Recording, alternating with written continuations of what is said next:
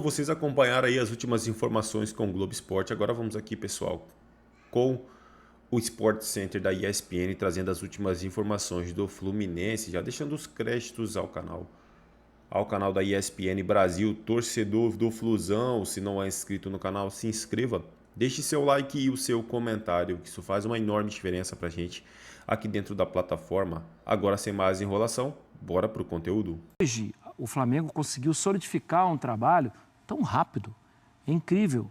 Não é à toa que o Felipe tem sido comentado, não estou falando que o Felipe vai sair, tá?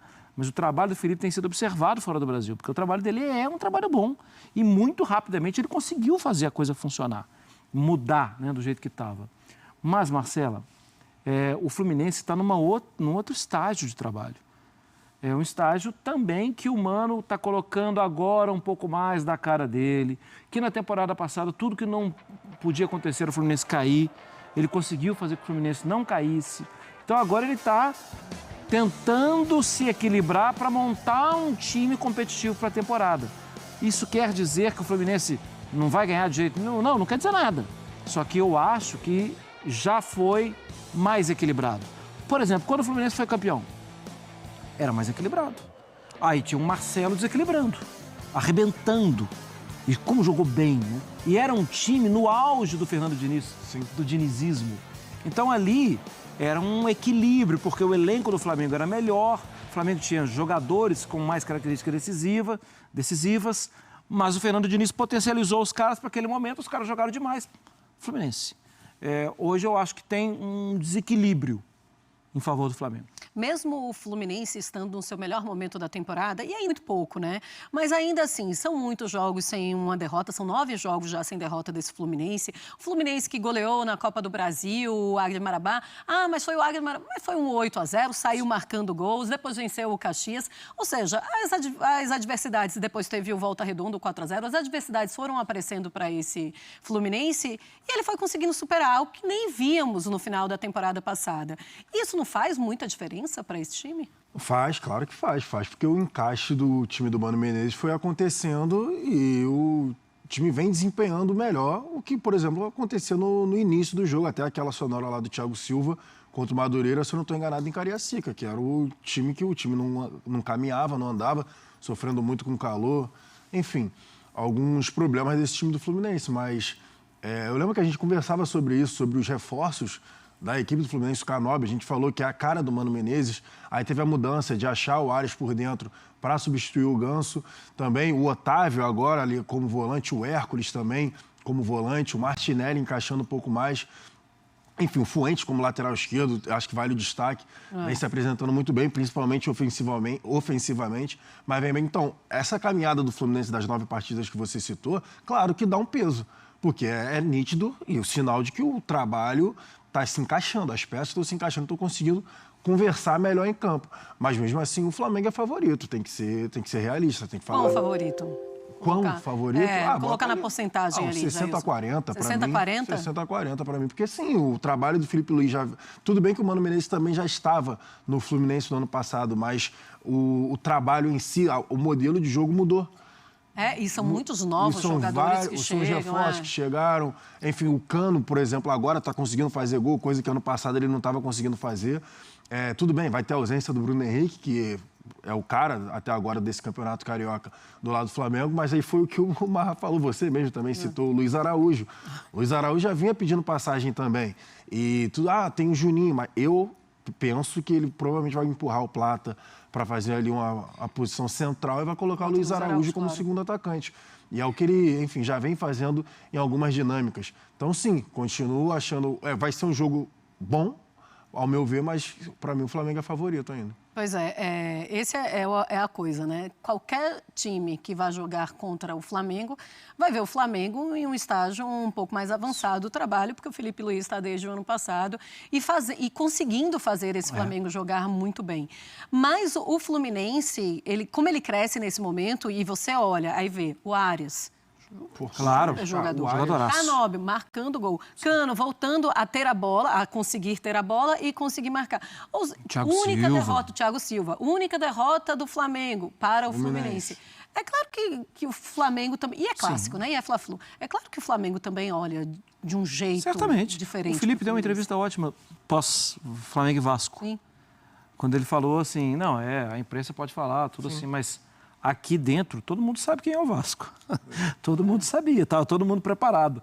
E lá dentro, todo mundo sabe quem é o Fluminense. E todo mundo sabe qual foi a derrota daquele período, né? O período Felipe, foi uma derrota do Fluminense.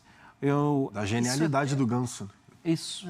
Isso é até outro ponto muito interessante de observar no trabalho do Felipe Luiz, né? Ele é jovem e muito maduro. Porque como técnico, ele é super jovem. Tem pouquíssimo tempo que ele é técnico profissional. Que ele estava ainda se equilibrando ali com base, se equilibrando sendo campeão, né? Mas entendendo, aprendendo sendo campeão. Ele não ficou rebuscado, chato. Sim. Ele tá falando claramente.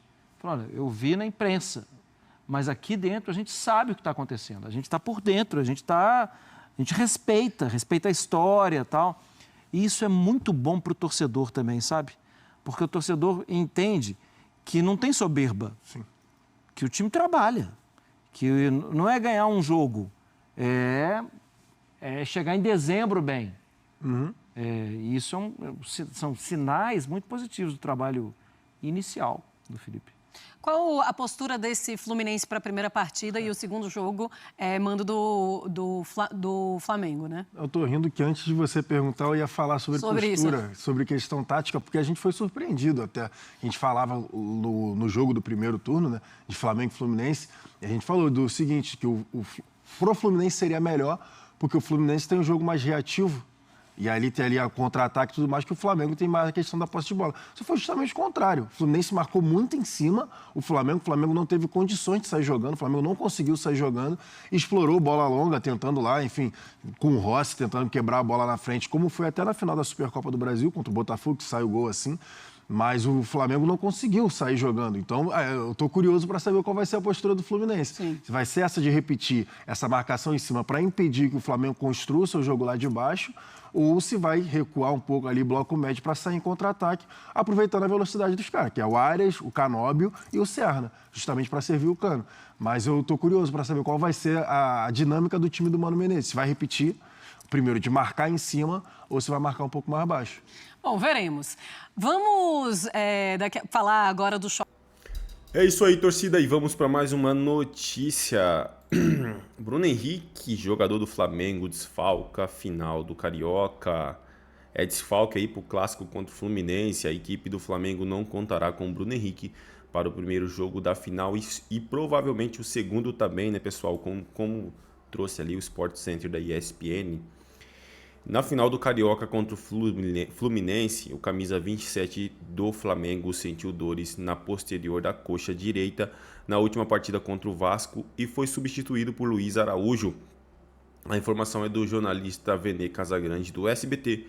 Ainda não há confirmação sobre a presença do rei, né, como estão falando aí, rei dos clássicos, para a partida de volta que acontecerá no sábado ou domingo. Contudo, Bruno Henrique não estará disponível para Felipe Luiz nesta quarta-feira. A lesão na coxa é a primeira de Bruno Henrique na temporada 2025. No momento, não há confirmação da gravidade da lesão do atacante rubro-negro. O camisa 27 marcou novamente seu nome na história do mais querido contra o Vasco em confronto válido pelo jogo de volta das semifinais do Carioca. O atacante atingiu seus 100º gol pelo clube. Bruno Henrique empatou a partida contra o Cruz Maltino, sendo fundamental para a classificação do Flamengo agora que enfrenta o Fluminense. Lembrando que um dos jogos mais difíceis para o Flamengo foi junto ao Fluminense, né? Onde os dois, na verdade, não jogou uma boa partida, mas tivemos ali um embate que Fluminense, né, convenhamos, é a equipe mais qualificada hoje. Fluminense e Flamengo do futebol do Rio de Janeiro. É isso aí, torcida, agradeço a vocês pela companhia. Se não é inscrito no canal, se inscreva, deixe seu like e o seu comentário, que isso faz uma enorme diferença. Desde já agradeço, valeu!